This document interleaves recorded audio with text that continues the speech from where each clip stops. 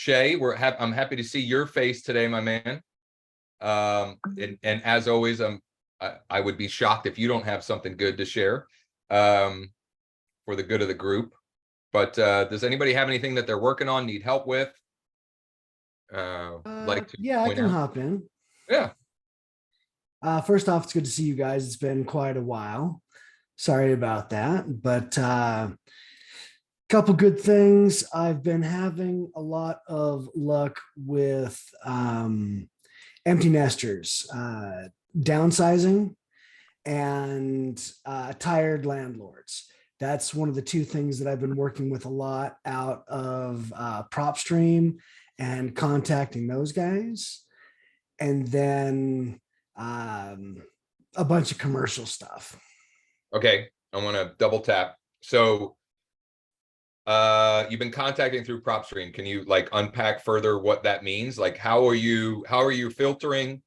And then are you skip tracing and then manually reaching out? How are you creating those opportunities? What does that look like in more detail for everybody?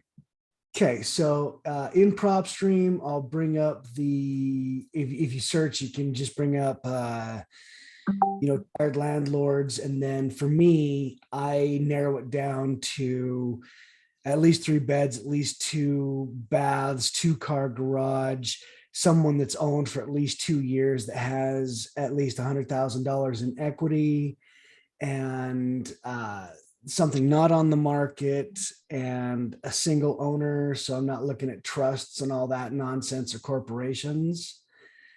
And then I jump in, and if they're on the do not call, of course I don't. But other than that, I will just start dialing and starting to have a conversation, asking if the property that they have is making the money that they need to, or if they're looking to cash out in this market, or utilize their property in a different manner, because not everybody needs to sell. They just might want to talk about utilizing that property in a different manner that makes more sense for their business. And I just have a quick, pretty much 60-second, conversation, much like my listing script is, Josh, I see you've got the listing on, or I see you've got this property that on 123 Main Street, and I don't want to, respect your time. Are you getting the most out of that property that you want, or have you thought about utilizing that property in a different way? If not, I will let you go right now, as I never want to waste any of your time. Mine is valuable, as is yours. But if you want to talk, is there a time today that you'd like to have a longer conversation? And it's pretty much that simple. If they want to talk to me, great. If not, I don't care. I've got another, number to dial, and I just move forward. But I've actually had a couple good listings in the last couple weeks. I had 2 listings in the last, probably 2 weeks from doing that. And I can't complain about that. Just for context for everyone, so they have the proper perspective and expectations. That's from how many dials or how much data? My dials are usually about 150 a day when I'm doing 150 a day. And you said over the last couple weeks. So over the last 2 to 3 weeks, I've got 2 listings from that, and I'm having a number of other conversations. And I got on a power dialer, so that 150 conversations takes about an hour and a half. Okay. Follow-ups from the group for Chay. Does anyone have?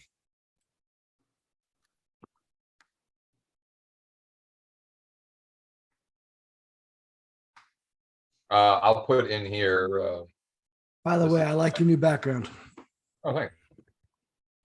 This is the link to Propstream, free trial with Propstream, which is where Chay is getting his data. And we've got all kinds of training and tutorials on that. If you want any of that, we're an open book on that. The two that you've taken, was it one that's downsizer and one absentee? Were they both absentee? What was?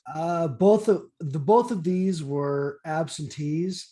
I was doing downsizing a couple weeks ago, but I was having some good. I got one listing from that, and strangely enough, I got two buyers from that, calling empty nesters for people like, well, one of them was, well, my son really needs a house and I think he should talk to you. I was like, all right, awesome. Yeah. So just making dials, talking to people. Um, how's the conversation different with the empty nesters? The conversation for pretty much every call for me is roughly the same, but Okay. uh, Josh, I was looking through, I just call and say, hey, Josh, I am calling people in the area that I have. Wow, where is my script? Someone has moved my empty nester script, but it pretty much goes, because I am a very script running person. Pretty much, I've been calling around in the area. A lot of your neighbors seem to be downsizing as all of their kids have moved out and their house is just too big and a little bit cumbersome to maintain.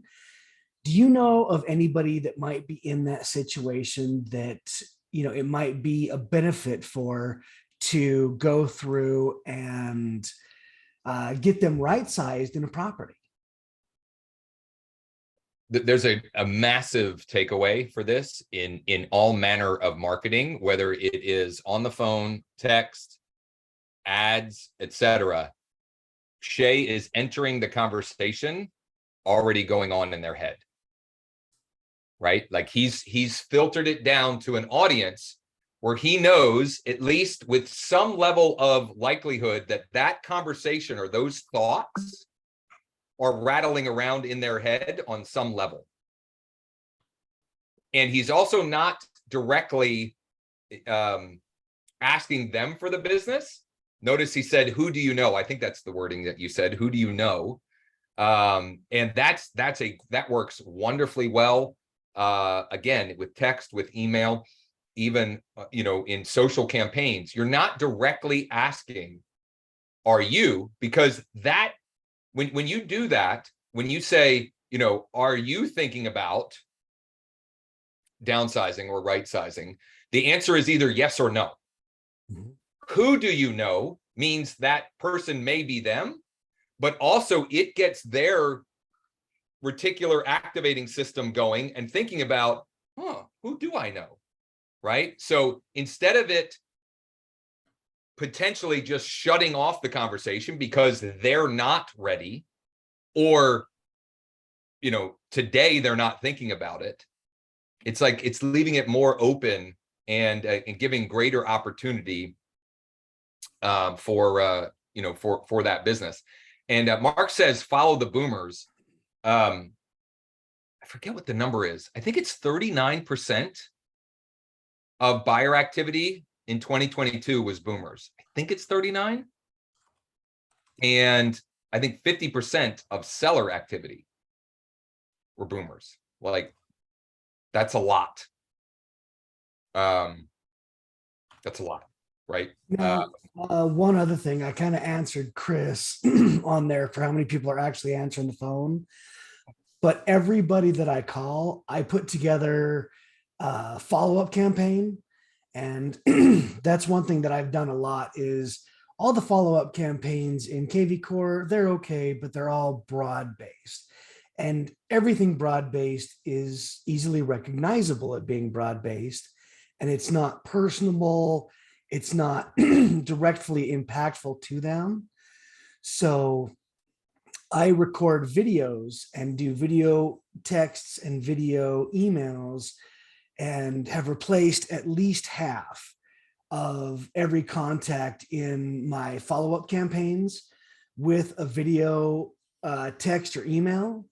And then for like this, I created a follow-up from scratch, and it is videos with like a little document or a little infographic or something that, again, doesn't necessarily ask for business, but is just service forward on why people may want to downsize or right size for that audience or for tired landlords, talk about how to, shuffle a little bit and stay ahead of the market changes with changing their investment package. So I And want I to, am using the contact info from Propstream, Chris. Yeah. okay. So again, I want to break this down and summarize this again. So he's using Propstream and he's using multiple filtering options to create a targeted list. Okay. Then he's skip tracing, which gives him phone numbers and emails for the majority of folks. Some folks it'll come back with nothing. And DNC stuff. Yep. And DNC. So Propstream automatically will mark them if their number is on the DNC, which is helpful. The first touch point, though, is a phone call, of which he's getting 1 out of 6 or 7 to answer. Now, I will say that rate will vary by market a lot. By time of day and everything else. Absolutely. There's so many factors with that. But he's not stopping there. So, Chay, I'm assuming that whether you connected or not, they're going on some kind of follow-up. Mm-hmm. So you have a conversation with them. Is that's a different follow-up campaign than if you don't get them, if you don't get an answer? If they decide to sign a contract with me, there's no reason for me to send them anything other than a contract. But no matter what they say, other than "F you, don't ever call me again," they're getting some emails. People don't talk like that in Utah, Chay. Yeah. And it's value-based.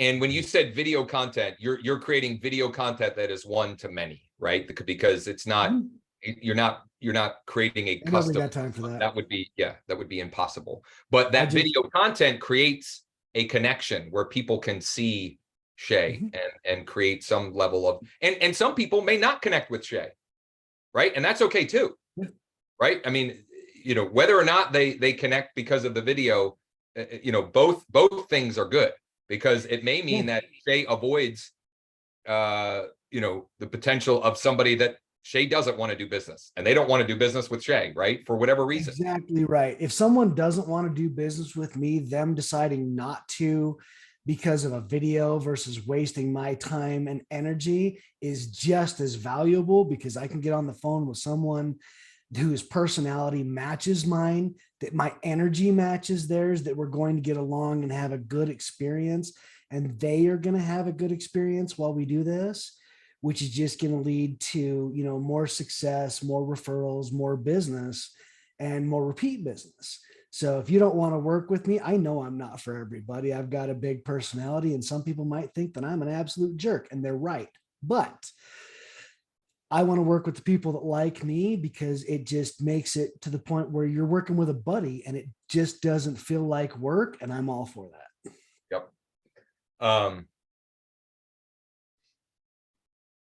What am I missing? What are we not unpacking with Chay here? I mean, it's pretty clear.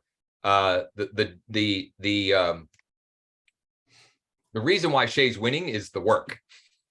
He's doing the work, and Chay is a tireless worker. I mean, 150 on average a day. I mean, that's work.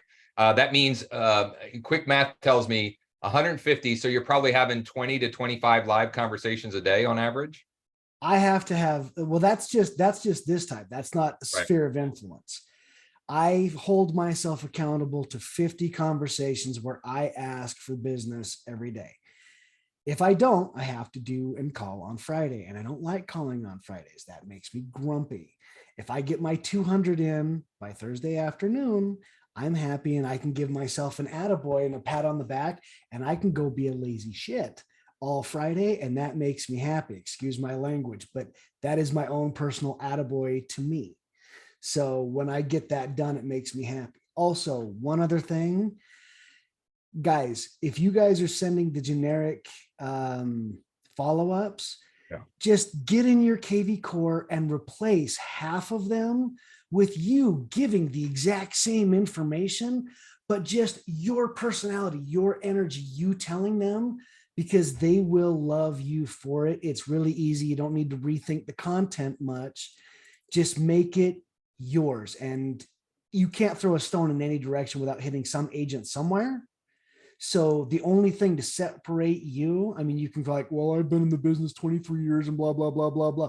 That doesn't say much. That's all about you. Yeah. But what you can say is, this is me. This is how I am different. This is what I bring to the table. Does your energy match mine? Can we be pals? Can we totally pal out and go look at houses together? Because that'll be awesome. And that's my energy.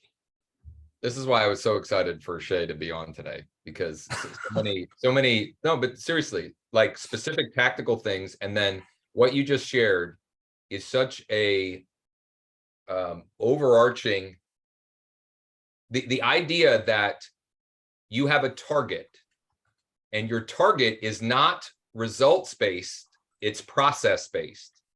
I need to have 200 conversations per week. If I hit my 200, I get to take Friday off. If I don't, I have to work Friday. That's number one. Number two is he's not saying I need to have 5 appointments set, or I need to take 5 listings or 3 listings or 2 listings. Those numbers are results based. His numbers are process based.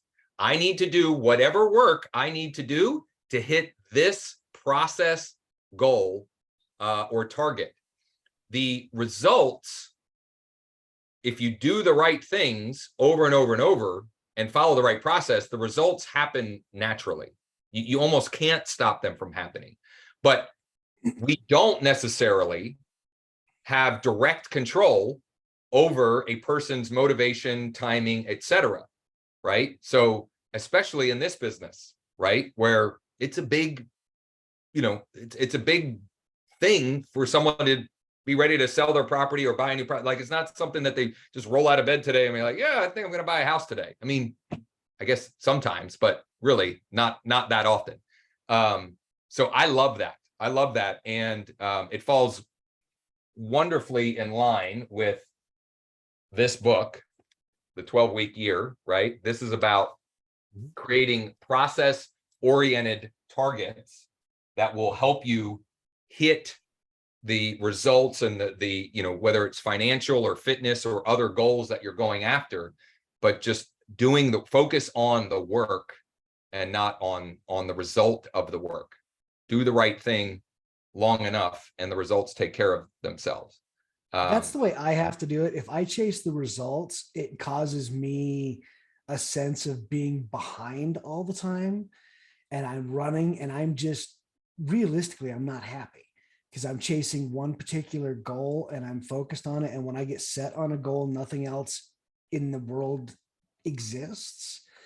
But if I focus on having fun and having the conversations, and I enjoy being on the phone and having the conversations, it just makes my day much better. I'm not grouchy chasing one particular thing. It happens, and it feels like it happens accidentally. If you do this business and it seems like people just call you out of the blue all the time, like, Chay, I need your help. Obi-Wan, you're my only hope. Things like that. You're like, wow, this business is easy. And it feels easy if you enjoy what you do. And it just feels like you've fallen into it. But people have to remind me all the time that I make 200 plus dials a week. Because there are times where I was like, oh, look, someone texts me and they want to sell my house. This is awesome. This is easy. But it feels easy because I love just making the calls and doing it from a process base. Several follow-ups to that. Number one, you and I and maybe one other person got that. That was a great drop in on the Star Wars. Number two, something that you shared, like, in doing that work, business also finds you, right? Like, when you do the right things, business that seemingly is unrelated just then comes and finds you. It's just the way things work. And what was the third thing?